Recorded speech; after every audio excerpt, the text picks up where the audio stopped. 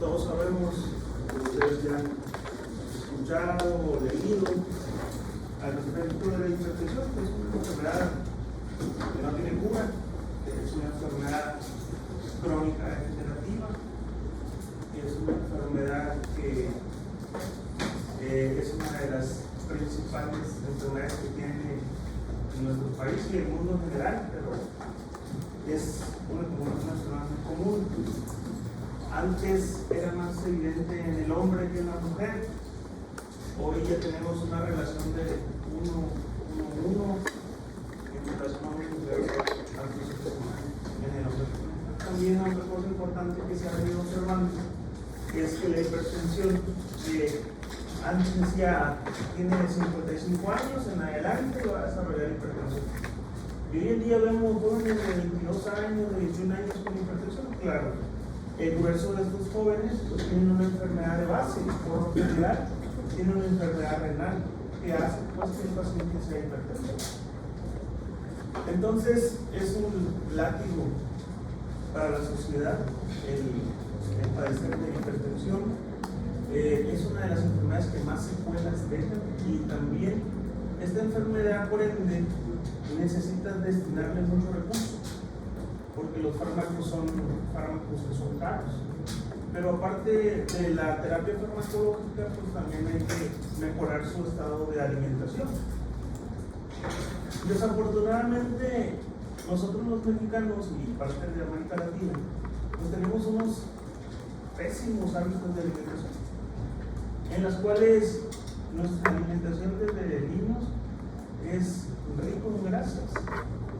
En relación a la génesis de la hipertensión está un incremento a nivel de las paredes vasculares de lo que es la grasa. Y a esto se le conoce también como arteriosclerosis, ¿sí? Entonces tiene una relación muy importante entre grasas y la enfermedad, tiene una relación importante en el consumo de sal, tiene una relación importante con el índice de masa corporal. ¿Qué quiere decir esto? Que entre más gorditos seamos, pues más posibilidades hay de que tengamos hipertensión. Y no nada más hipertensión, viene amarrada o agarrada de la mano con diabetes.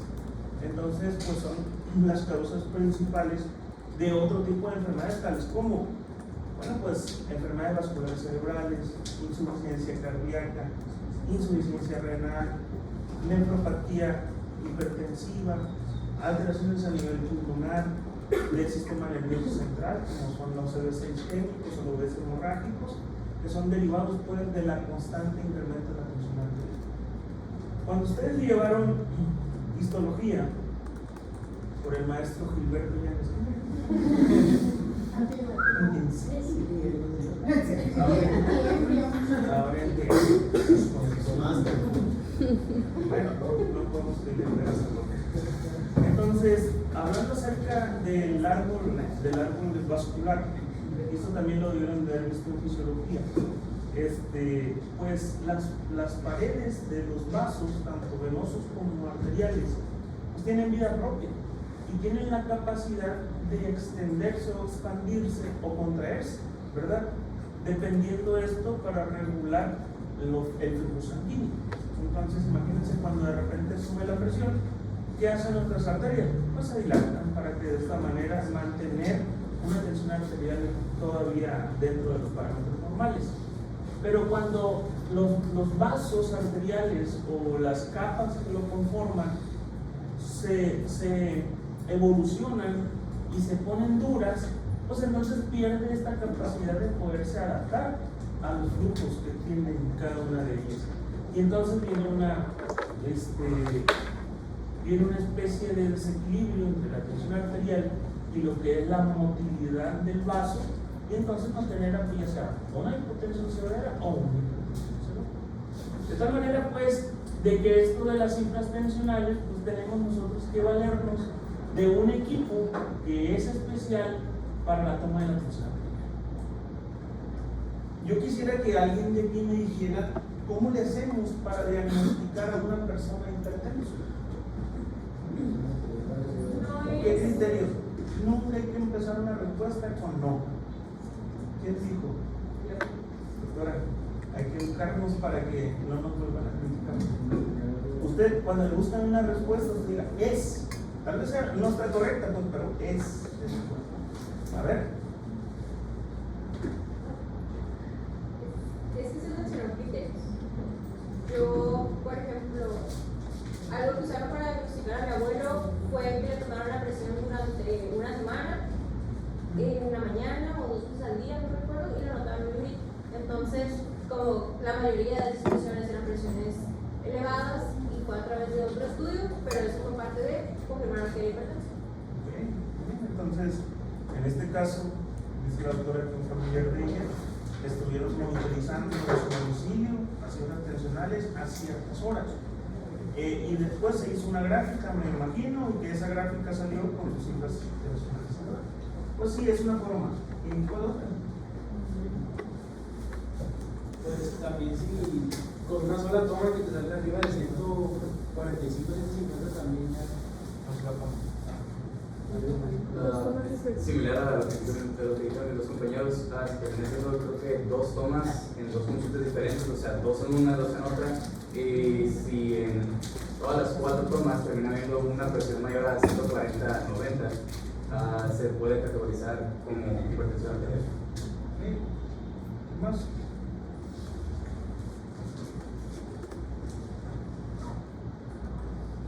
Pues confirmar la medición, o sea, que el paciente esté en estado de reposo, que no haya llegado agitado, que no haya tomado café. Tiene que haber criterios para iniciar la toma de presión arterial, porque si ahorita me la tomas tú, yo voy subiendo las escaleras, creo que me van a poner en un Que esté hospital. relajado, pues, el paciente. Relajado, bueno.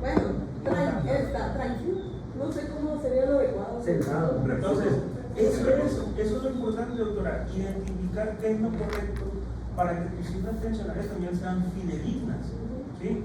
Porque qué tal habrá diferencia en que yo me lo tome sentado, así como estoy ahorita desparramado, o que el paciente lo ponga en una posición erecta, en la cual tenga un ángulo de 90 grados y que tenga los pies sobre el piso, no sobre la tierra. Entonces, ¿qué tal si me estás tomando la presión y yo estoy tomando una llamada donde me dicen que tengo una paciente clínica en terapia intensiva y que todo está la subdelegación ahí revisándome y yo aquí? Entonces, ¿puede alterarme esto? Ok. Entonces, debemos de poner los puntos claros en cómo es la toma correcta de la tensión arterial. Pero para esto tenemos que tener que Pues, por lo que se toma la el equipo, claro. ¿Cómo se llama el equipo para tomar la presión? ¿Cómo? Baumanómetro y estetoscopio. Muy bien. ¿Todos son iguales? No. Habrá algunos que sean para mujeres y otros para hombres. Habrá segregación por esto, ¿no? Según yo, solamente hay de adultos y pediátricos. Y también hay tallas. Hay digitales, hay eléctricos. ¿Qué más? Manuales. ¿Qué más? Ok. Y entonces, pues yo ya llego con ustedes y me voy a tomar la presión.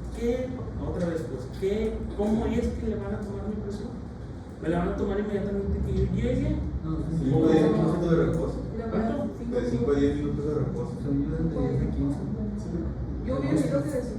Vamos a ponernos de acuerdo, lo hacemos por democracia. Pero vamos al promedio, ¿verdad? ¿Quién vota por sí? ¿Oremos? ¿Y qué tal si yo me echo un pomo antes de llegar acá? Ay, O un poco acá. Sí, no, Ya no es tampoco se puede tomar cafeína o Ok. cosas estimulante. Ok, entonces ya vamos viendo los lineamientos que tenemos que tener para que un paciente le tomemos la tensión arterial y que esta tensión arterial sea fidedigna. Porque ahora, si yo a la doctora le tomo la presión y sale 140, 90, dijo ella, pues le voy a poner una X en su espalda y le voy a decir, eres hipertensa. Pero a lo mejor la doctora está muy nerviosa porque estoy yo muy cerca de ella. O bien, a lo mejor la que le está tomando la presión es la ex de su novio. Entonces, hay muchos factores que pueden alterar pues, en ese momento la tensión arterial. ¿De acuerdo? Entonces, tenemos que ser muy claros en ese sentido y determinar, primero, ¿Qué tanto tiempo va a tardar el paciente de que haga una actividad física a que se le tome la tensión arterial? En tiempo. Esa es una. ¿Qué equipo voy a utilizar? El baumanómetro. El baumanómetro por lo general se les pide que sea un aneroide, se llama. Es un cinto que trae dos mangueras y en una de las mangueras tiene una bomba, ¿sí? Y en la otra tiene un relojito. Ese relojito va a medir la tensión arterial. ¿En qué se mide la tensión arterial? En milímetros de mercurio.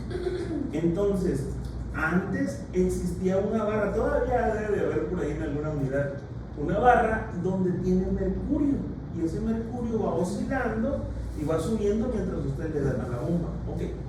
Entonces, ya tenemos nosotros ese tipo de baumanómetro manual y luego está compuesto por un cincho, ¿sí? La bomba que se va a inflar.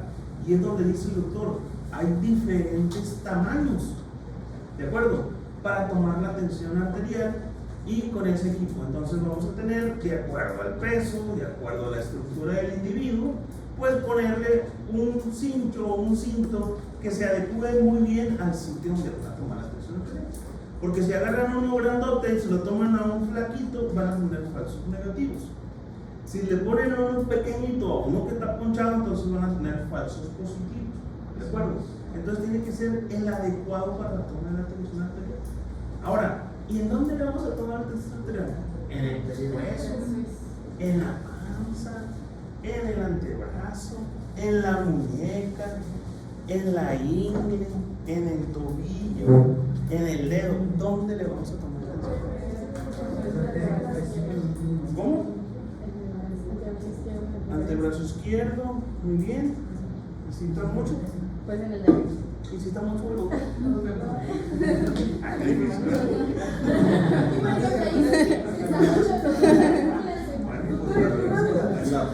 Una vez andábamos haciendo un proyecto, que les pasa un proyecto de investigación y a mi equipo nos tocó tomar la presión arterial y llegamos y pues era una paciente que pues era muy obesa, entonces nos di cuenta que no le quedó el cincho que traíamos y nos encontramos y pues no sabíamos qué hacer y nos dijo, no mija, es que a mí me la toman aquí.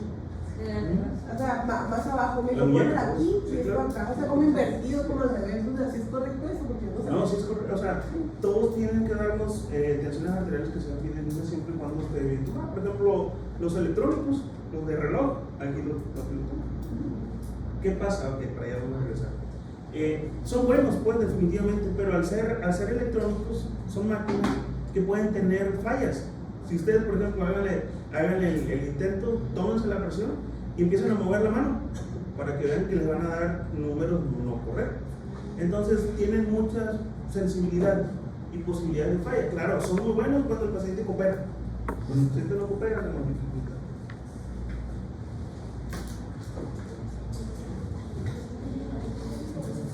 Bien, ¿cuáles son las cifras tensionales normales? Entre 120-80 y 90-60. ¿Cómo está eso, doctor? O sea, Depende también del paciente porque los atletas de alto rendimiento no hacemos nada con. no, pero eso es la frecuencia cardíaca normal, ¿no? También La presión, porque tienen más tono muscular, ¿no? Cada que se contrae se le queda el cuerpo. Pero no sé. Nada, eso no sabe.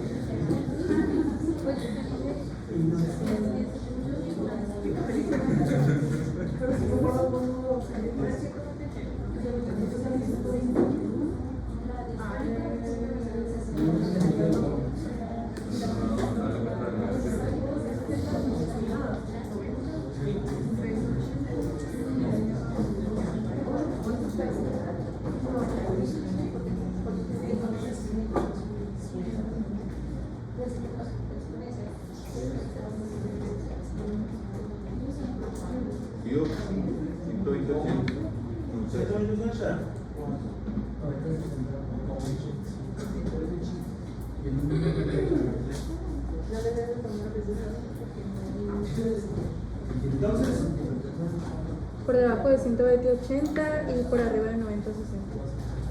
por abajo de 180. Sí, por abajo de presión sistólica de 120 milímetros de mercurio y de 80 en la presión diastólica. Y en los valores bajos tiene que ser arriba de 90 la presión sistólica y arriba de 60 la presión diastólica, porque abajo de esos valores ya es hipotensión. Ah, ya no te estoy Lo que dijo mi compadre.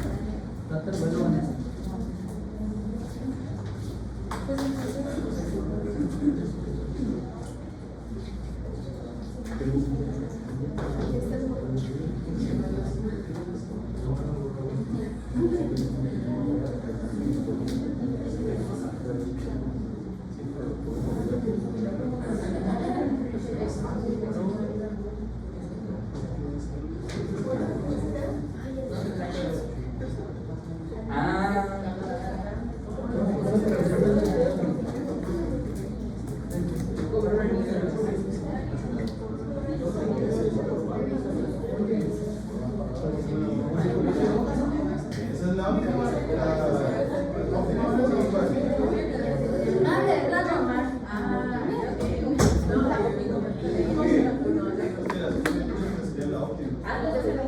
Sería, sí, ¿no? O sea, por Es eso que normal. sí, la otra. Normal sería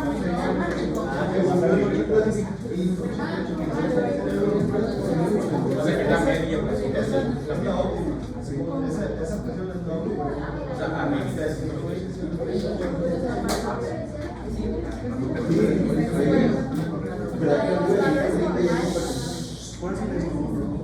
Jóvenes, compórtense. Los valores normales de presión arterial están en un, o óptimos de presión arterial, están en un rango de 120 a 90 en presión sistólica, milímetros de mercurio, y de 80 a 60 en presión diastólica. Y pues aquí en México, según, porque hicimos una exposición de hipertensión y leímos la NOM, y ahí en la NOM está manejado que de 120 a 130 es una presión arterial, bueno no, de 130 hasta 140, o sea, menor de 140 es una presión arterial fronteriza, pero el óptimo es menor de estos valores, pero no menor de esto, porque esto ya se por hipotensión. Yo creo que ahí están sobrando. Entonces quito esto, es menor de Tiene que ser 120. borrado. Sí. ¿Quiénes dictan? O sea, si a la autora se le pone y te dice 125, 65, esa es la persona normal, doctora. ¿Quiénes nos dictan? ¿Quiénes nos rigen para que nosotros identifiquemos, pues, y empecemos un tratamiento? Me imagino que para eso es. Si ya hiciste un diagnóstico, eso es tu enfermedad. Ahora, ya tú identificaste cuál es la enfermedad, ahora hay que hacer tratamiento. ¿Están de acuerdo? Entonces, si la doctora dice, esta loca la doctora, le vamos a poner 125, 105, ¿y qué? No, sigue siendo normal. ¿Cómo? Si tú dices ahí que menos de 120 y menos de 80, entonces ya tienes 125 milímetros de mercurio, 5 milímetros de mercurio más. Y en la diastólica tienes otros 5 milímetros de mercurio. ¿Serán por darnos más trabajo a los investigadores o será porque existe alguna evidencia científica que sea comprobable que hay que cuidarnos de los otros 5 milímetros de mercurio? ¿Quién nos regirá respecto de eso? ¿O serán invenciones de los maricos? No, para mí son 140, 90, díganme como quieran. De ahí para abajo está normal. Pues son las 10 de práctica clínica que se basan en artículos científicos. Mira, los artículos no tienen cada uno de los artículos es muy importante como tu punto de vista y que lo podemos tratar aquí. Los artículos no es una garantía de que sea lo correcto, no se basa en artículos. Aquí no se basa en artículos, se basa en evidencia, ¿sí? Esa evidencia, yo soy, por ejemplo, una sociedad especial que ve nada más autismo. Entonces, al momento en que me voy a rodear de gente que sepa de autismo. que tenga pacientes con autismo. Y entonces, ¿sabes qué? Pues vamos a darle este medicamento para controlar los ataques de pánico que tienen los autistas. ¿Ok? Y entonces le damos los medicamentos, hacemos grupos etarios, hacemos una investigación. Y entonces, a lo último lo vuelvo a juntar. A ver, pues, ¿cómo te fue a ti con los pacientes de autismo? Ah, no, pues que mira, los dedos se pusieron peor. Entonces, cacha, vamos a quitándole esta parte de él. Pero ya, no, doctor, fíjese que yo a diferencia del grupo, empecé a utilizar estos medicamentos con dosis mínimas eficaces y las fui ajustando de acuerdo a la característica que tenía cada uno de mis pacientes y tengo estos resultados favorables. Ah, y si el grueso de ellos tuvo resultados favorables, entonces lo aprobamos. Si el grueso de ellos dijeron, no, lo que le hicimos no funcionó, vamos a cambiar, vamos a hacer otro tipo de cosas. Bueno, entonces esos son ¿quiénes? Pues un grupo de personajes que saben mucho al respecto. Entonces, de hipertensión, ¿quién sabrá al respecto? Es cierto, la norma dice, ok, la AHA, American Heart Association, pues es parte de los americanos y muchas veces no quieren que seamos americanos. Bueno, entonces la American Heart Association es una de las insignias o una de las asociaciones que tiene mucho peso en este sentido, pero no es quien lo determina. ¿Quién es? Los estudios se corren. Es un comité. Se reúnen generalmente en Nueva York y ellos le dicen los pasos a seguir a la AHA. Entonces el Joint Commission, estos hacen cada vez estudios relacionados con la mejoría de los diferentes tipos de tratamiento que debe seguir un paciente hipertenso. Pero no nada más sobre el tratamiento, sobre la aparición de complicaciones. Entonces, si vamos y leemos hacia atrás, nos damos cuenta que las cifras tensionales se fueron modificando. Antes eran 140-90. Esa es la cifra, 140 para la sistólica y 190 para la diastólica. Y hacia abajo todo era normal. Y lo que subía pues era hipertensión y otras clasificaciones. Pero ¿qué se observaron? Y aparte la gente tenía 55 años o más. ¿Qué observaron? Que los pacientes que estaban limítrofes tenían datos de complicaciones semejantes a la hipertensión y cada vez se veían en personas más jóvenes. Entonces, bueno, pues vamos a bajarle de 140 a 90, le vamos a poner a 135, 85. Hicieron hipertensión leve, prehipertensión, hipertensión severa, y etc. Hay muchas clasificaciones de la hipertensión. Entonces, ¿qué han observado? Que conforme hay variaciones en los individuos y hay variaciones en sus cifras tensionales, podemos tener complicaciones a muy corto plazo y en personas muy jóvenes, y lo estamos experimentando hoy en día. Entonces, si ustedes van a la sala de hemodiálisis aquí en el Seguro Social y se van a dar cuenta que hay muchos jóvenes que ya se están hemodializados por complicaciones de la hipertensión, porque no llegamos a un diagnóstico. Aparte, el paciente no hace caso, es un paciente difícil. Entonces, no llegamos a hacer un diagnóstico oportuno porque no se habían puesto en unión estos conocimientos y poder determinar esto tan simple. ¿A partir de cuándo yo digo es un paciente hipertenso? 130, arriba de 130 y arriba de 80 en la histórica. Arriba de 130 y arriba de 80 en la histórica, ¿será? Depende de la guía, pero la AJA sí es así. De 130 para arriba. ¿La AJA a partir de qué año? 2018, creo. Usted había hecho como 5 revisiones. Por lo general lo hacen cada año. Cada año, cada 2 Me años. salió, pero no me salió en TikTok de que habían sacado. ¿No era 140? Ah, Se explicaban. No era, espera. sí, ya sé.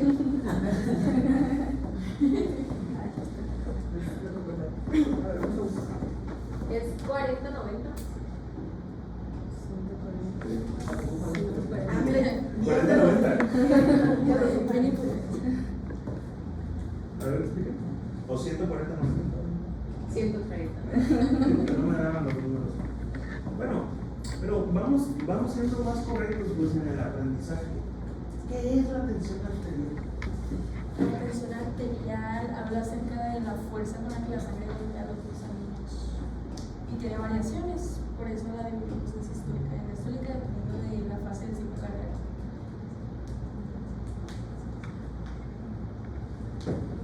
Eso es la tercera arteria. Es la fuerza con la que golpea.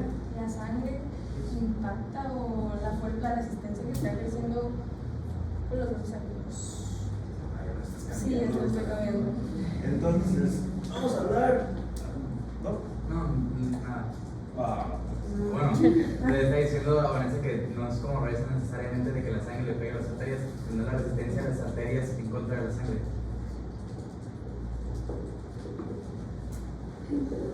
¿será? ¿Algo así? Pues sí. ¿Mande? Es más bien la fuerza que la sangre, la fuerza con la que la sangre empuja las paredes de los vasos sanguíneos. ¿Puede ser?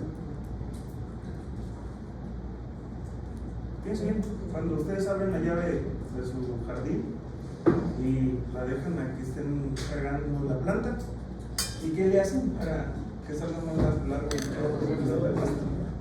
Lo mismo hace nuestro organismo cuando sufre hipotensión. Hace una vasoconstricción y hace que el chorro llegue más lejos. Entonces será volumen y resistencia.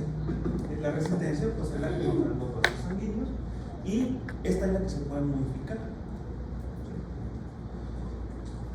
¿Qué más, doctor? Pues sí, precisamente la presión arterial depende de dos factores, del gasto cardíaco que habla del volumen y también habla de la contractilidad del corazón y, o bueno, la frecuencia cardíaca.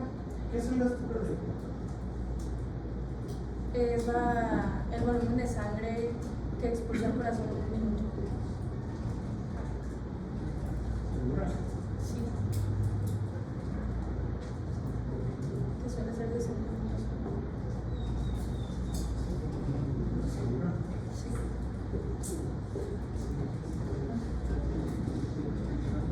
Gasto cardíaco. Y volumen latido. Lo que expulsa pues alguna contracción. ¿Cuánto es? 70 minutos.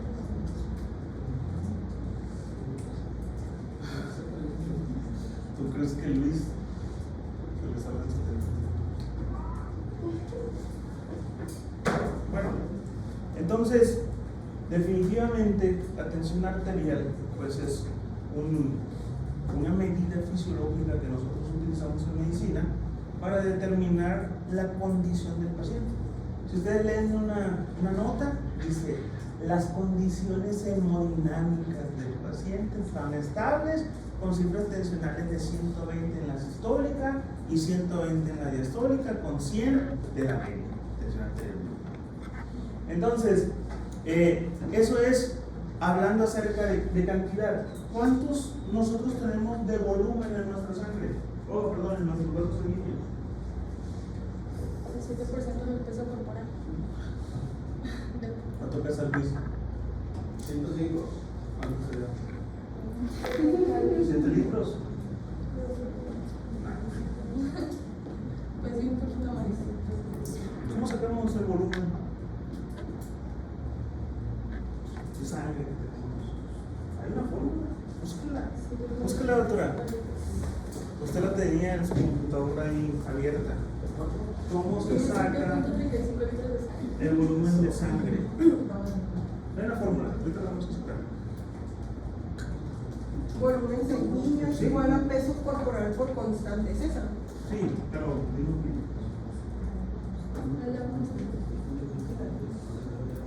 por ahí no pasa nada. Busca la luz. Pues es que 70 minutos por kilogramo.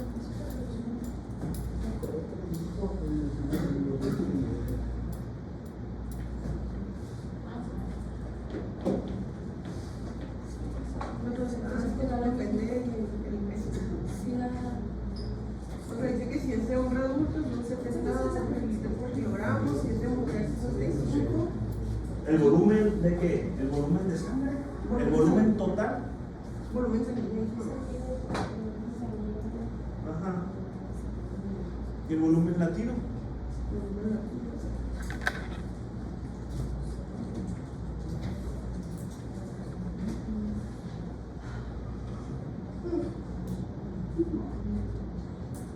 2 sanos en reposo de 60 a 100 mililitros por latido. Promedio 70 mililitros por latido. Ok. Aquí lo tenemos. Ahora bien, peso corporal por volumen. En hombres, fíjense bien. Siempre en medicina sacan una constante de un hombre de 1.7 metros, ¿sí? Y con 70 kilos de peso, ¿sí? Esa es la constante universal. Eso es lo que en base a eso se sacan muchas fórmulas. Pero muchas veces tenemos que modificar a quién, al peso, ¿verdad? Porque aunque mida 1.70, a veces que pesa 140 kilos. Entonces ese paciente tendrá diferente volumen sanguíneo y diferente volumen líquido. ¿Sí? Muy bien, son constantes que nosotros debemos de tener. Hay algo que siempre nosotros buscamos cuando hacemos un ecocardiograma en pacientes que tengan cardiopatía, independientemente de cuál, se llama fracción de eyección del ventrículo izquierdo. ¿Cuánto debe de tener? Ahí mismo, temperatura. Debe ser menos del 60%. Porque siempre recuerden que el corazón es una cámara, es una bomba. ¿Dónde? Es la forma. ¿Cuánto? Del 50% 70%. Okay. Entonces, no todo en la cantidad de la sangre que llega al corazón se va a expulsar. Debe de ser así, pero debe haber un remanente entre los sitios, ¿sí? Incluso se llama volumen residual, igual que tenemos en nuestro flujo. De tal manera que nosotros tenemos que ser muy cuidadosos en ese sentido. Bueno, entonces lo vamos a regresar.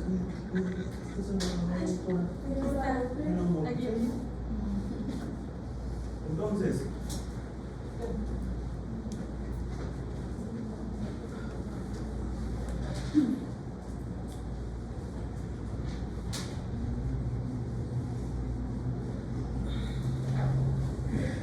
aquí tenemos que identificar nosotros, dice la doctora, menos de 120 y menor de 80. Esto es lo normal o óptimo. Y entonces yo tengo que hablar acerca de la tensión arterial sistólica y la tensión arterial diastólica. Y la doctora también se metió en camisa de 11 varas y empezó a hablar acerca del ciclo. Son problemas. Entonces, tendríamos que hablar, al momento en que nosotros vamos a valorar la tensión arterial, ¿qué vamos a valorar? ¿Cómo nos identificamos la tensión arterial cuando la estamos midiendo?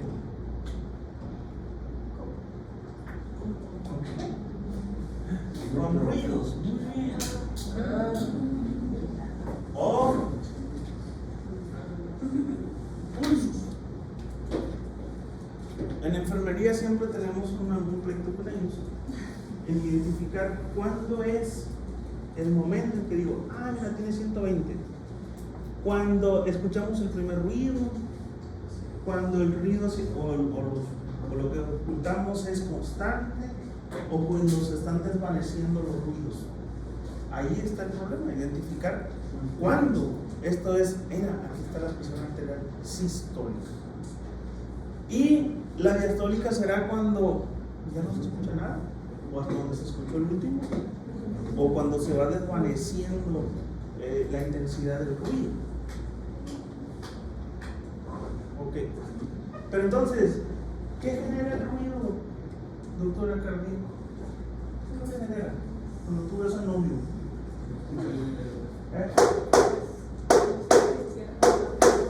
A ver, cuando se abren y se cierran las válvulas, ¿cuáles válvulas? ¿La de Prudence? ¿O la de B6? ¿O la idiosical? ¿Cuáles válvulas?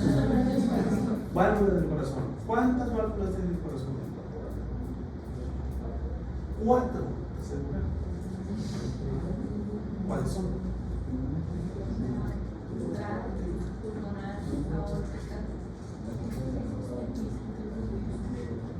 Mitral, pulmonar, aórtica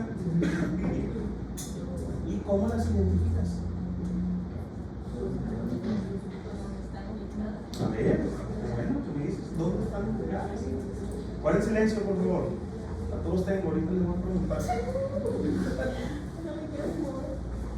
La óptica, donde inicia la óptica, ¿Dónde inicia la vuelta? Pues yo no sé.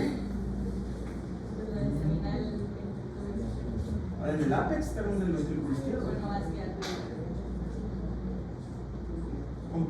¿Tiene dos formas donde termina el ventrículo izquierdo? Hay un orificio donde se une la aorta con el ventrículo. Ok, Y ahí se encuentra la óptica. muy bien. ¿Y además? Pues la pulmonar en el tronco pulmonar. En el tronco pulmonar. ¿Y dónde está el tronco pulmonar? En el ventrículo derecho, Ajá. igual en el orificio donde se une el tronco pulmonar con el ventrículo. ¿Al final o al principio? Vamos a ver dónde es el principio y el final. Bueno, ¿y las otras? Pues la mitral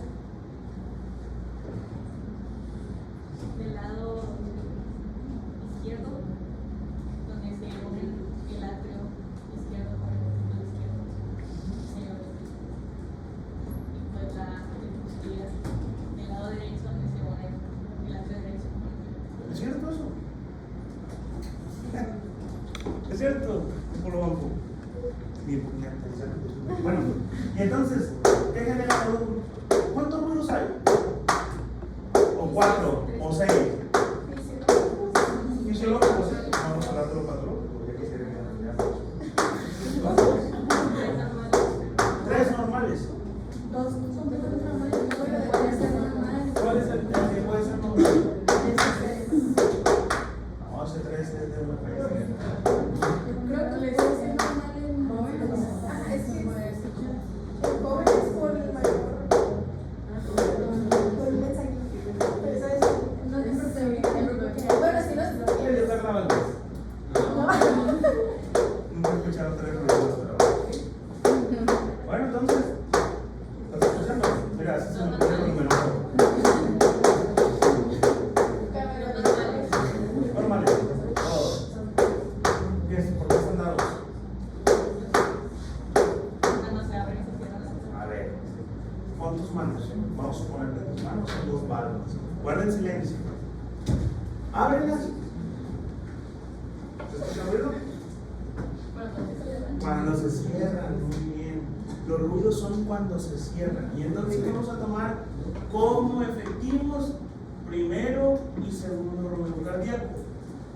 ¿Quién te da el primer ruido? ¿El cierre de qué válvulas?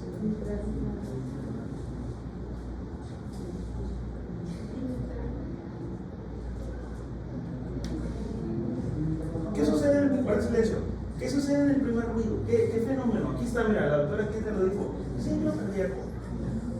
Entonces, si te acuerdas de una imagen muy característica en el gaito o en el gano, viene un ciclo cardíaco y viene la despolarización e incluso viene el QRS. ¿Sí? Y entonces, ¿qué sucede en el primer ruido? ¿Qué fenómeno en el trabajo del corazón está sucediendo?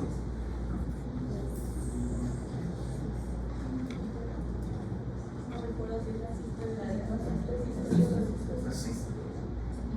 ¿Qué pasa?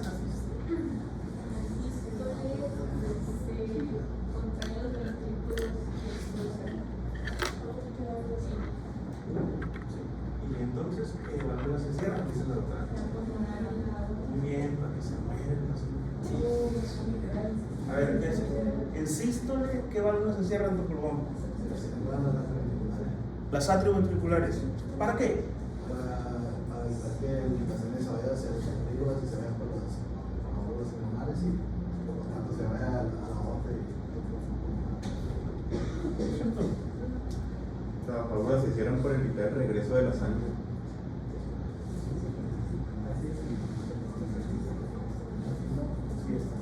Entonces, el primer ruido nosotros lo vamos a encontrar en sístole, cuando ya el corazón tiene la totalidad del volumen en su interior y la presión que va a alcanzar ¿a qué? A vencer. ¿Cuál es la presión que va a vencer? La de la válvula aórtica. ¿Sí? ¿Cuánto es la tensión arterial de la válvula aórtica? 120.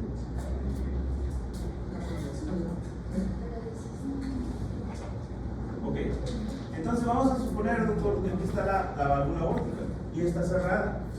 Y está cerrada precisamente para permitir que se incremente la tensión arterial del ventrículo. Si tú recuerdas, hay dos fases de la contracción. Una isovolumétrica, en la cual nomás incrementa la presión, pero no se sale nada. Y el volumen es el mismo, no se modifica el volumen. ¿Hasta qué? Hasta alcanzar los 120 milímetros. Cuando pasa a 121, entonces se abre la válvula y permite que salga el líquido a través de ella. ¿Sí? Entonces, esa liberación de la presión va a traer como consecuencia que baje la presión en el ventrículo izquierdo. Cuando llega a 80, ¿qué sucede? Se abren las válvulas muy bien, las interventriculares, auriculoventriculares, perdón, y se cierran ¿quiénes? Y se abren ¿quiénes? Andan más enredados. Sístole y diástole.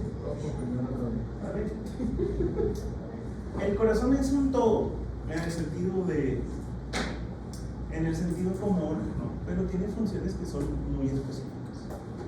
Sirve como una cámara que no va a almacenar absolutamente nada, pero tiene función de bomba activada por un sistema eléctrico, ¿de acuerdo? Aún a pesar de eso, de ser un solo órgano, tiene dos funciones muy distintas.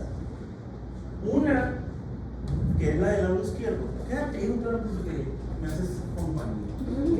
Gracias. Me siento muy solo.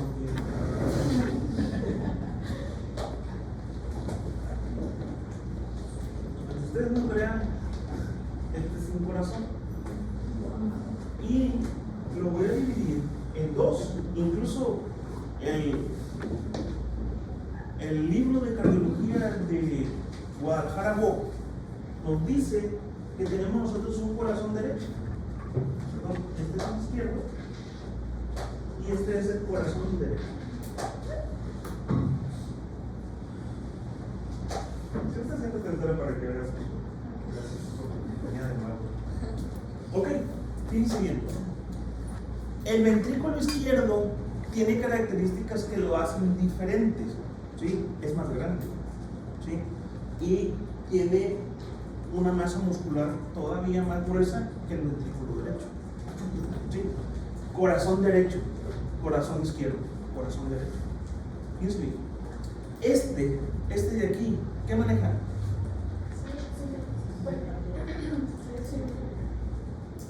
La pregunta es, ¿volumen o presión? Presión. Entonces, el ventrículo izquierdo, así apréndanselo, porque a mí me costó mucho problema. El ventrículo izquierdo maneja presión. ¿Sí? Si ustedes quieren comparar el ventrículo izquierdo en presión, no tiene nada que hacer el ventrículo derecho. Ahora bien, si ustedes tuvieran un defecto entre el septum, que tuviera un hoyo, ¿la sangre de dónde va a pasar? Le llaman shunt o comunicaciones, de izquierda a derecha. ¿Por qué? Porque la presión es menor del lado derecho. Entonces, la sangre, al igual de salir a través de la aorta, va a salir a través del defecto. Y ustedes van a escuchar un soplo, que es una complicación mecánica de un infarto. ¿Sí? Entonces, el del lado derecho manejará ¿qué? Ahora bien, fíjense bien. No quiere decir con esto que este tenga más volumen al ser eyectado que el izquierdo, eso no pasa. Todo lo que sale de volumen del ventrículo derecho va a salir del ventrículo izquierdo. ¿Sí? Todo lo que llega aquí va a pasar aquí y de aquí se va a ir a la circulación general por los circuitos que conocemos. Ok, entonces la sístole, pues resulta que todo lo que dijo la doctora, aquí están las válvulas que son auriculoventriculares, ¿sí? Y acá arriba estarán entonces las que son la pulmón y la aórtica. De tal manera que la aórtica saldrá del ventrículo izquierdo y la pulmonar saldrá del derecho. Y aquí tengo yo las otras válvulas. Ok, no pueden cerrarse al mismo tiempo. Es como las esclusas. Tiene primero que llenarse y después vaciarse. ¿Para qué? Para volverse a llenar. Esto es un ciclo. Entonces, la génesis del primer ruido cardíaco es en la sístole. ¿Sí? Es el primero que van a escuchar. Es este. ¿Sí? ¿Qué quiere decir esto? Que se cerraron ¿quiénes? Las auriculoventriculares. Si se cerraron estas de abajo, se tienen que abrir aquellas, porque si no, el paciente se muere por tamponaje cardíaco o por otra cosa. Entonces, se cierran estas para dos cosas. Dijo el doctor, para que no se regrese la sangre, sí es cierto. Se cierran para que no se regrese la sangre a otro lugar. Pero aparte, para mantener un flujo unidireccional, ¿sí? Al sistema aórtico y al sistema pulmonar, que son las dos salidas que tienen los ventrículos. ¿De acuerdo? Entonces, cuando baja la presión de ambos y se sensa por los sensores que tenemos nosotros de presión, entonces dicen, ok, vamos bajando la presión, ¿qué tenemos que hacer? Se está saliendo o se está fumando todo el líquido. Pues entonces, vamos a cerrar ¿quiénes? Las semilunares. ¿Y da génesis a quién? Si se abrieron, si se cerraron estas, entonces se tienen que abrir ¿quiénes? Las de abajo. ¿Para qué? Para que se vuelvan a llenar y que de esta manera continuar y cerrar los ciclos. ¿Sí? Y entonces nosotros tenemos los ruidos sístole y diástole. No pueden suceder los dos al mismo tiempo. Tiene que haber una diferencia entre uno y el otro. ¿Sí? Entonces, cuando yo escucho el primer ruido, digo, es la diástole. ¿Con quién va a coincidir? Aparte, en el ¿qué van a ir a buscar? No tienen estetoscopio. El pulso. Entonces, la sístole coincide ¿con quién? Con el pulso sanguíneo. ¿De acuerdo? Entonces, por eso, cuando ustedes estén escuchando el corazón, escúchenlo y palpen para que digan, ah, esta es sístole. Y más que nada cuando tienen soplos los pacientes.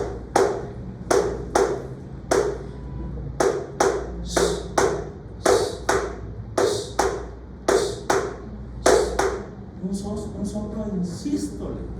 ¿Sí? ¿Qué quiere decir? Que quienes están cerrándose a lo mejor están estenóticas. ¿Sí? O las que están abriendo están estenóticas y las otras están insuficientes. Por eso los focos de escuchar los soplos. Entonces, identificar cuando es sístole y cuando es diástole. Coincide con el pulso, sístole. ¿Sí? El que sigue entonces forzosamente tiene que ser la diástole.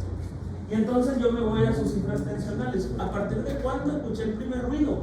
Pero tiene que ser un ruido fuerte y constante. ¿Sí? Porque si ustedes escuchan, no le tomen en cuenta. Tomen en cuenta el que está bonito. A partir de ahí, y cuando se mantiene, todavía existe. Entonces eso es el que hay que anotar. Si cayó en 120, en 140 o en 160. Y el último igual, cuando lo escuchen. Y el segundo empieza a perder fuerza. Allí es donde ustedes tienen que tener la tensión diastólica. ¿Sí? No cuando desaparece. Ahora bien, uno de los errores, mañana lo vamos a ver.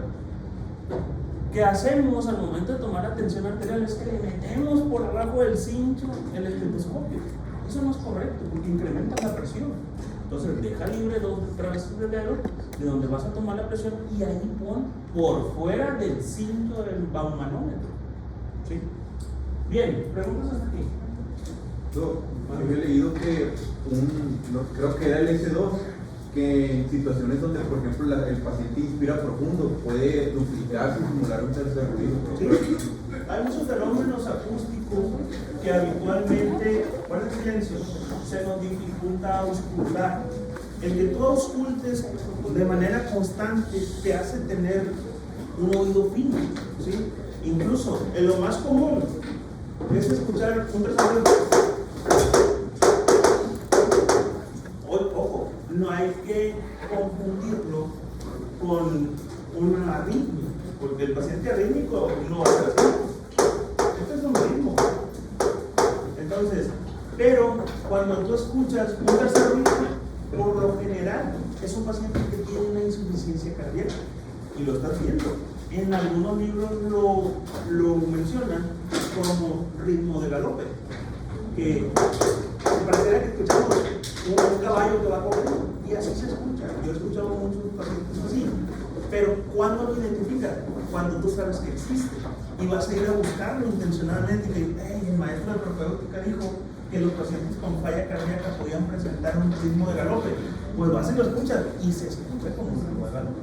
¿Cuándo lo vas a hacer? Pues cuando escuches mucho, igual los soplos. Es muy bonito entender la fisiopatología de los soplos cardíacos porque hay mucho donde poderlo escuchar, pero no tenemos la pericia de ir a verlos y a escucharlos. Ahora, muchas veces dicen, ahorita afortunadamente muchos de ustedes tienen Lindman, se escucha bien chingón, pero los otros también se pueden escuchar bien con nosotros.